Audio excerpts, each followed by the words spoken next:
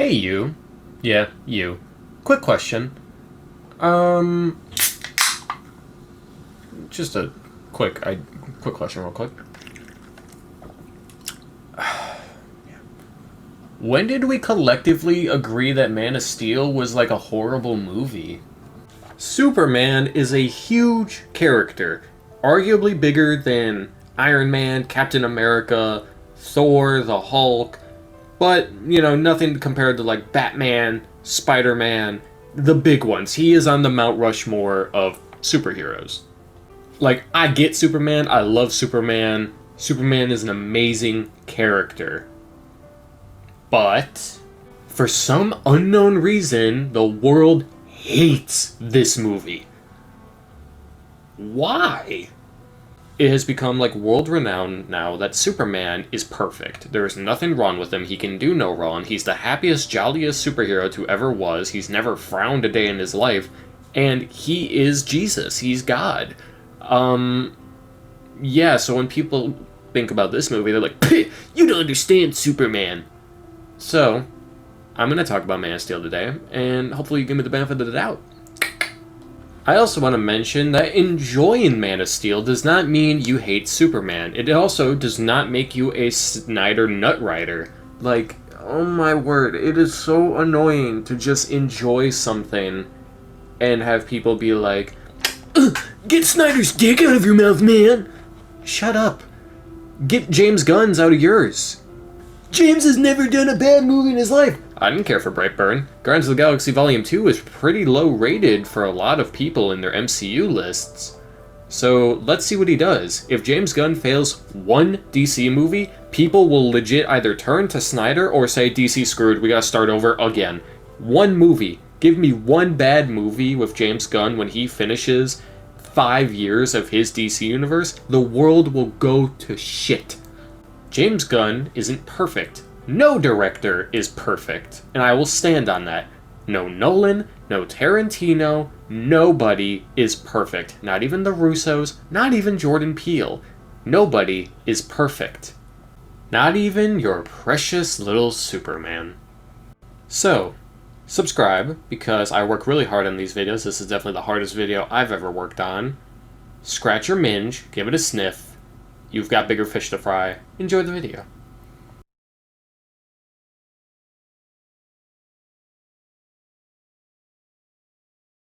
After 11 years, this film still continues to be either the greatest Superman movie, the most hated Superman movie, in between, far apart. There's no way to say it. The lows are low, but the highs are high. I mean, look at this.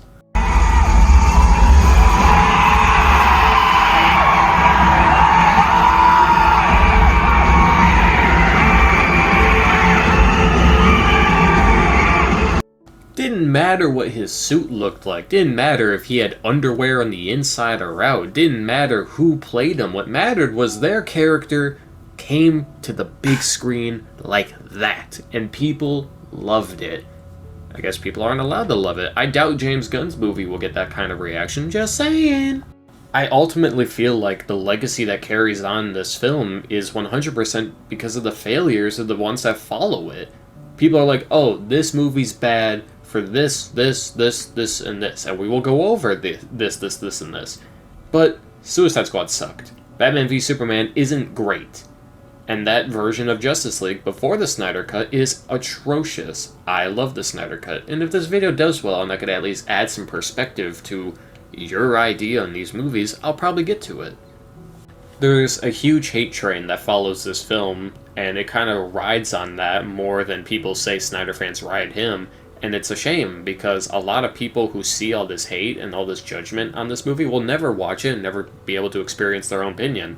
They're gonna watch that. Everything wrong with everything, this, and that. Man of Steel sucks. Why you shouldn't watch Man of Steel? They're gonna watch the guy that looks like Melman and the guy in the Spider-Man hoodie watch this movie, and they're gonna agree with that opinion, because this film is absolutely hated on TikTok for the sole fact that Zack Snyder just right now is at the bottom and James Gunn is at a high, and I'm not going to constantly compare him to James Gunn, because James Gunn is a visionary, as Zack is for his own sense. But again, complete Batman v Superman levels of difference between these directors.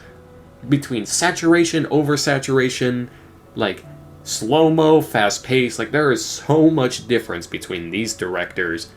So we're not going to compare them. We're going to talk about this movie, why it works, why it doesn't work, and all of that.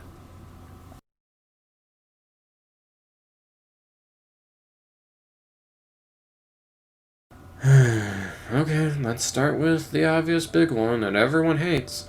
Why does Superman kill Zod in this movie at the end?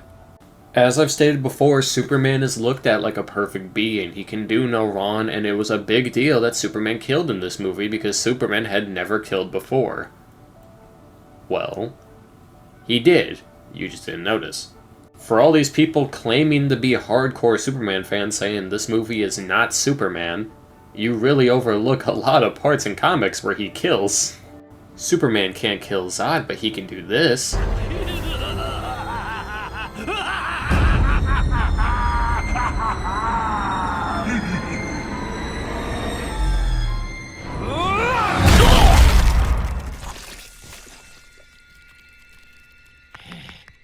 Now that's a punchline. And I don't care if Injustice has context, or if the comics are, different versions of Superman. This Superman needs to be pure. Okay, what about this one?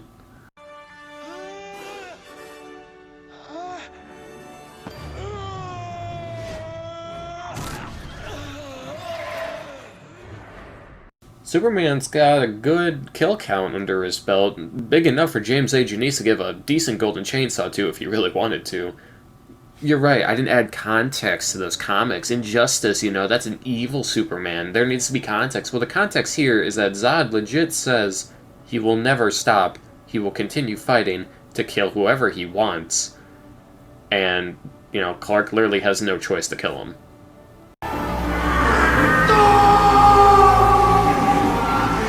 Never.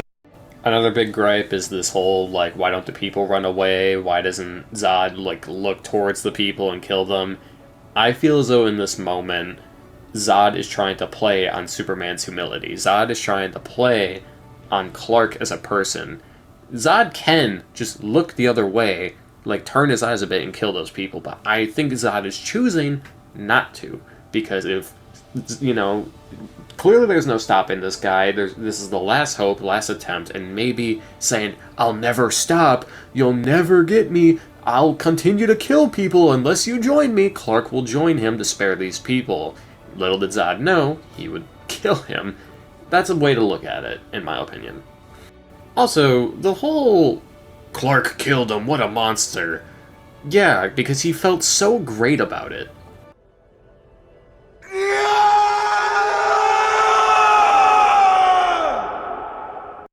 Both him screaming in agony and him confirming the kill is unfortunately a very human response. Remind you, Clark was raised by humans. Fun fact. It is not the purity of being a Kryptonian that makes Clark humble and moral. If that were the case, Zod wouldn't exist with any of his goons. Yes, you could say Zod is imperfect, but the Kryptonians aren't either. Superman is a good person because of who raised him. He was a perfect being raised by imperfect people, making him imperfect. Nature and nurture. Come on. This scene right here further proves that, because Superman is I could have saved those people that were in the bus. I'm glad I saved them, because if I didn't, they all could have died. A perfect idea. Show who I am. I have these abilities. I must be the bigger man and save these people. And his dad's you should have drowned them. The government could come after you. That's literal, Clark is being a perfect human. And Jonathan's drown the bastards. Right, we talked about this. You have... Clark, you have to keep this side of yourself a secret. What was I supposed to do? Just let him die?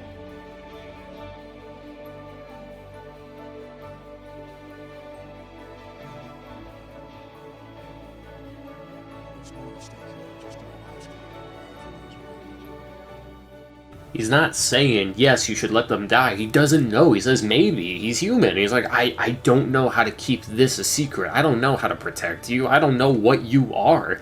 But if maybe this is the route we need to go to ensure everyone's safety, then maybe this is the path we need to go on. And it further continues throughout their relationship.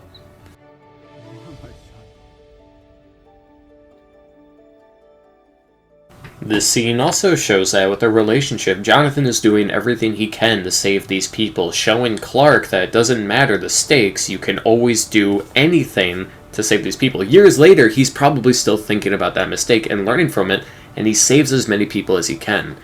And he tells Clark...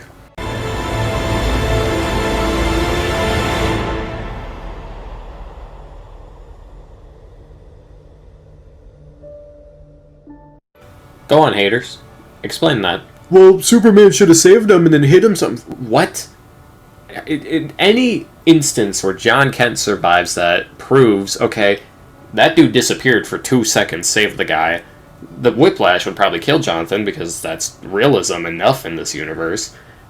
Like, there is no instance where Superman saves Jonathan right there and it works. Like, it wouldn't fit. That's the only opportunity to, one, give Superman the one great power, great responsibility scene, and to move on from that. Even a man worthy enough of holding Mjolnir isn't the happiest, jolliest fellow. The MCU proves that, and the MCU is perfect in every way, shape, or form, guys. What do you mean? Man, it still sucks. We don't know what the Maximoff kid showed him. Earth's mightiest heroes. Pulled us apart like cotton candy. Seems like you walked away all right. Is that a problem? I don't trust a guy without a dark side. Call me old-fashioned.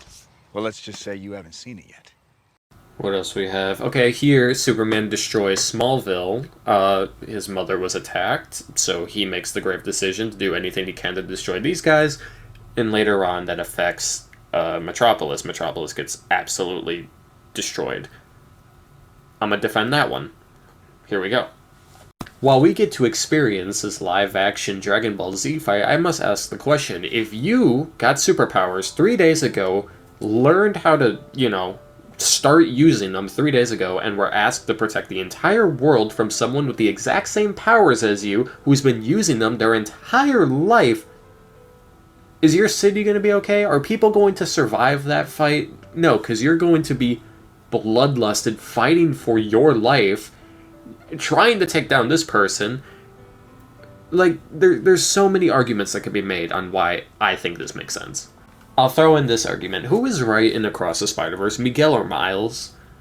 If Miles protects this one person, an entire universe can die. But if Miles lets one person die, there is a chance, like a 70-30 chance that everything will be A-okay. So are you going to kill the entire world in hopes of saving someone off of a chance, or the opposite? And we'll defend that in Across the Spider-Verse, when the actual truth here is, do we let Zod destroy everything, or do we try and kill Zod before he destroys everything? I must also remind you that this scene does have repercussions. This entire fight is why Batman hates Superman in the next movie. There are layers to this that were already pre-planned, and it all works out in one way or another. You just have to stick with it and agree with it. Like, it's two gods fighting. There's going to be damage. People are going to die. And it's not like people love Superman for it. The entire next movie are why people hate him for this. There are repercussions. He's not perfect. The script came over and we read it. There's a potential inside of this for a Superman that can do both things, that literally can live in two worlds. And that means the mythological and then the sort of real, our world. And kind of bridge that gap that he's never really bridged before, I don't think. In the past, he's either been pure fantasy or he's been an icon of cinema, but not necessarily rendered in a way that you would say, like, oh, that just happened. And I just felt like, this is a cool opportunity to do both, and I think that the most powerful movies are the ones where you um, believe that I'm watching this and fantastic things happen, whether it be like a guy fly or, whatever it is. But also at the same time, you're also saying in that same moment, I'm seeing myself, I'm seeing my world represented. And I think that's what, at the best, that's what the movie does, I think. Raised by human parents, raised as a human, his entire life he just thought he was a freak. He thought he was just like a normal dude who had it a little better than everyone, but to him, like, he's a nobody. He's a freak. There's always something wrong with him. And from the moment he's a kid to mere moments before he becomes Superman, he is controlling himself. He has humility. He has morality. If that's not Superman, what is Superman to you? He is controlling himself from doing stuff like this. Like, this is what a human would do, and it still shows. He's not perfect. He makes mistakes. He's going to, not pull a few punches every now and then. But that's what makes him a human. That's an entire arc in Batman v Superman, but we'll get to that if I ever get to that film. It's ridiculous that, like, people are like, this isn't Superman. When his entire life he grew up thinking he was a monster, a freak, he saw things different from other people, people bullied him and made fun of him, when it's like, bro, you are him. Which is why this scene is so much better knowing what you know. And it feels like everything just led up to this, to finally be who he truly is.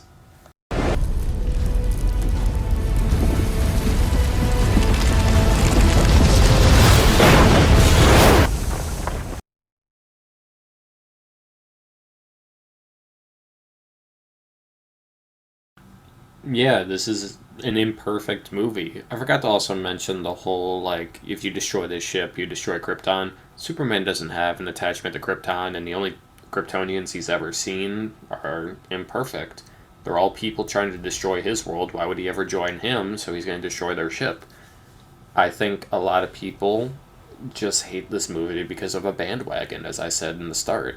I think people are entitled to their opinions, they're entitled to their beliefs, and I have no say on whether or not you are meant to love or hate this movie. For my birthday, next month, I'm making my friends watch these movies.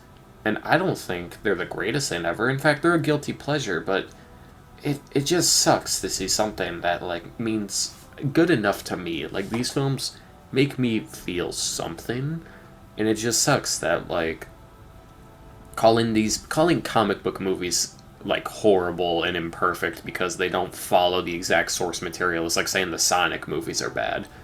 And those are, like, notoriously loved. It's like saying the Mario movie is bad. That's a loved movie. Like, DreamWorks and old Disney movies are bad because they don't follow the correct book they're adapting. It's like you're nitpicking, and because of a nitpick that you had heard, or a nitpick that you personally have, you are allowing yourself, and you are preventing yourself from ever enjoying anything in the world. Snyder's not a perfect director. Never said that. But alas, there is no perfect director. There are directors who make hit after hit after hit. There are directors that will never flop. There are directors that make bomb after bomb. Like, that is just how the world works, and that's how filmmaking works. Like, we're all human.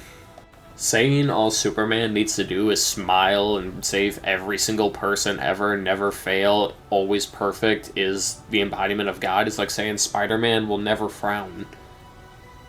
Iron Man will not wear a suit of armor. Batman will be poor. Like, these things can happen. Any of these things can happen. And it's like, because of your own idea, your own, like, nostalgia, your connection to these characters, to you, they could do no wrong when these characters were created because of the wrongings being done to the creators.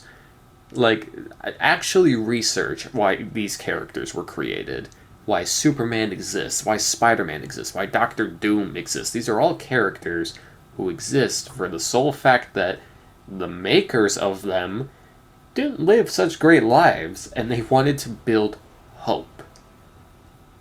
Hey, hope sounds familiar. What is that because? What's the S stand for? It's not an S. On my world, it means hope. Well, here it's an S. I don't know, man. I don't know. I love this movie. Alright, it's a guilty pleasure. I wouldn't say, like, I love it. I just, like, it drives me crazy whenever haters, A, won't give anything the benefit of the doubt, B, will be so, like, blinded by their opinion, C, like, I heard this about this person, therefore it's bad. I want to remind you, I actually kind of like the Flash movie, and I'd be full willing to, like, make a video explaining why I like that movie. Don't care for Ezra Miller, but I do like the Flash movie. Don't care for the CGI, but I like the Flash movie. So yeah. You are allowed to like whatever you want. It has been so long since this movie has come out. I very much like this movie. I understand this movie, and not every movie needs to be a drastic thing you have to understand in order to enjoy. So know that. But alas, thank you for watching. If you watched this entire thing, I would understand if you didn't. There was a lot of opinion and truth in here that a lot of people don't really care to listen to. Like, comment, and subscribe, because I did work pretty hard on this one. I'll talk to you all next time. Peace out.